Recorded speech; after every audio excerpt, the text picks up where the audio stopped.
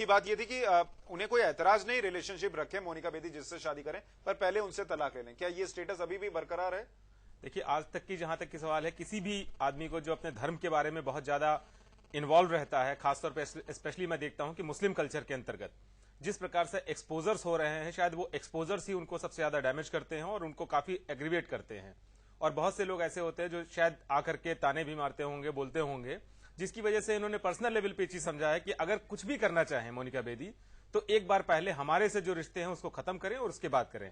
लेकिन कहने के लिए अगर ये है कि शायद वो उनके साथ में लीगली वेडेड वाइफ है और उसके बाद इस तरीके के रिलेशनशिप एक्सपोज्ड हो या एक्सपोजर जरूरत से ज्यादा हो, तो शायद कोई भी आदमी नहीं बर्दाश्त करेगा। बिल्कुल कोई बर्दाश्त नहीं करेगा। लेकिन क्या सच्चाई है मामले की जानने के लिए जरा अबू सलेम के बारे में थोड़ा दर्शकों को और बता देते हैं कि अबू सलेम पर एक नहीं बल्कि कई संगीन मामले चल रहे हैं, लेकिन उसे अपने अंजाम से ज्यादा फिक्र है अपने रिश्ते की।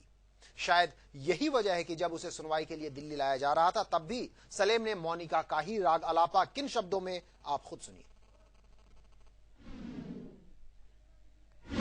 भैया मेरी ऑलरेडी शादी हो गई है। अच्छा, मोनिका से? हाँ बिल्कुल मोनिका से हुई। भैया मेरी ऑलरेडी शादी हो गई है। अच्छा, मोनिका से? हाँ बिल्कुल मोनिका से हुई।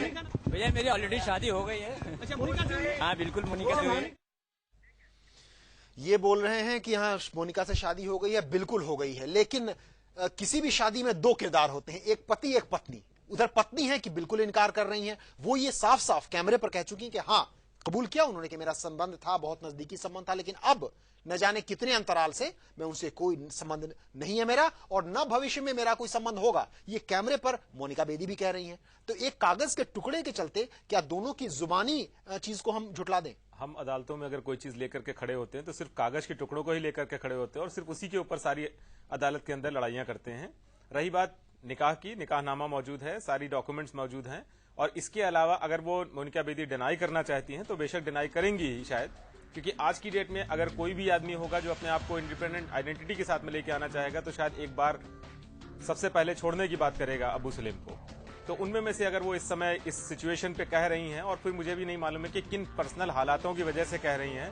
कभी कभी ऐसा भी हो सकता है कि बहुत ज्यादा प्रेशर हो मीडिया का या किसी और चीज का, क्योंकि हमेशा क्वेश्चंस होते रहते हैं, तो शायद ये भी हालात हो सकते हैं जिसकी वजह से डिनाई करना पड़ रहा हो आज। लेकिन मोनिका बेदी को सुनकर ऐसा लगता है कि अबू सलेम का नाम जब भी उनसे जुड़ता है उन्हें तकलीफ ज्यादा होती है, लोग उनसे डरते हैं और इसलिए शायद वो इस रिश्ते को आगे नहीं बढ़ाना चाहती। लेकिन जुर्म की दुनिया का बादशाह कहा जा सकता है अबू सलेम को, और मोनिका उसकी जिंदगी है। लेकिन इस प्यार ने मोनिका को बर्बादी दी और दागदार दामन दिया है, और यही वजह है कि डॉन चाहे जो भी कहे लेकिन उसके लिए मोनिका अब कुछ बदली बदली सी नजर आती है।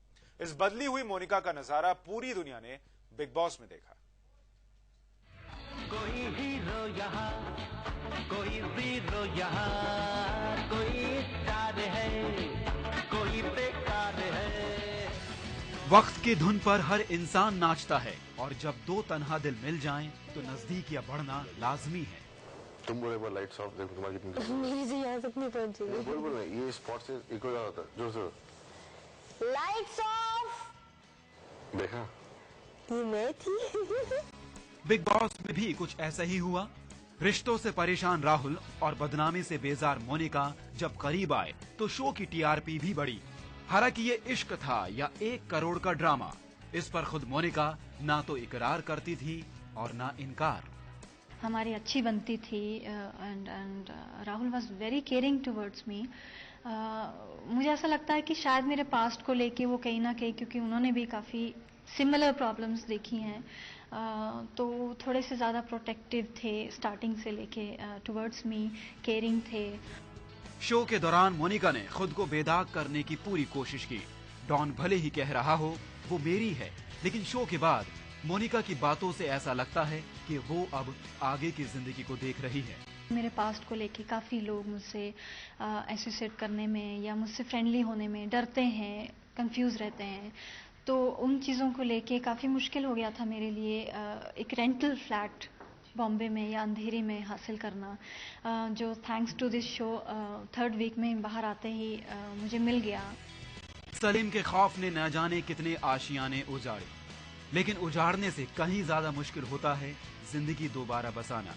मोनिका की कोशिश यही है, लेकिन डॉन का दिल है कि मानता ही नहीं। Bureau report, live India. जी हां, तो हमने देख लिया किस तरीके से क्या कहना है मोनिका बेदी का। अब वो कोई संबंध नहीं रखना चाहती हैं अबू सलेम से। अबू सलेम का कहना है कि अभी भी वो उनकी बेगम है और हमारे साथ खास मेहमान बैठे हुए हैं। ये वकील हैं अबू सलेम का। इनका कहना है कि एक अदालती कागजात हैं, निकाहनामा है जो कि इस बात की तस्दीक करती हैं, सबूत है कि अभी भी वो हैं अबू सलेम की बीवी। चलते चलते एक लाइन में जानना चाहेंगे अब आखिर आगे क्या रास्ता है अबू सलेम के लिए उसके वकील के तौर पर। अभी जो लीगल मैटर्स हैं जिसमें चार्जशीट जैसे फाइल हुई है, चार्जशीट हमने आज पढ़ करके देखा है। एक फौरी तौर पर मुझे ये नजर आता है कि चार्जशीट के अंदर ऐसा कोई भी एलिगेशन नहीं है जिसको कोर्ट में जाकर के प्रूव किया जा सके प्रोसिक्यूशन के द्वारा।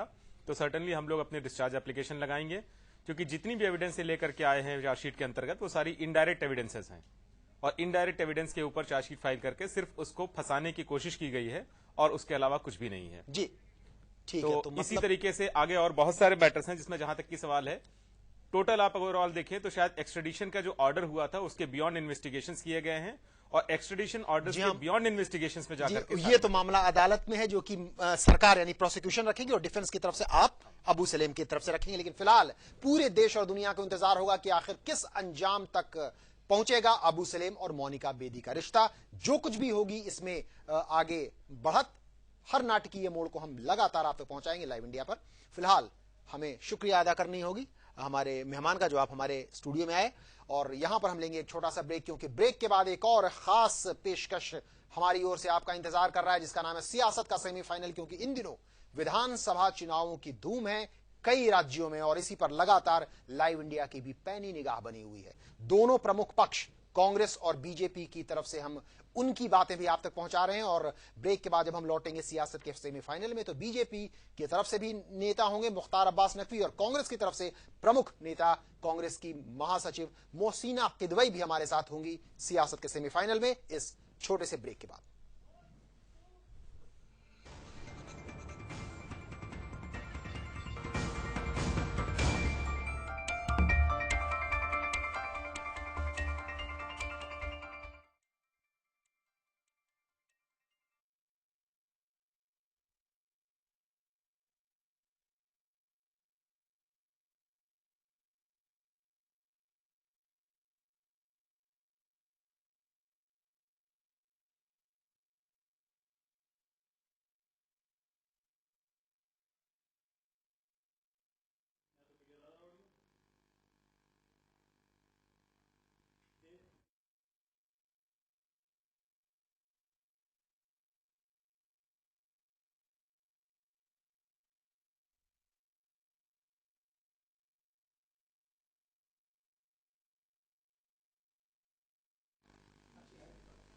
मोहसिना किदवई जी, आपको हमारी आवाज आ रही है? हेलो जी मोहसिना किदवई जी, आपको आवाज आ रही है हमारी? बहुत हल्की आ रही है जी, तो हम उसको और बढ़ा रहे हैं आवाज को। मेरा नाम कुमार राजेश है, मैं स्टूडियो से बोल रहा हूं, और हमारे साथ होंगे सुशांत।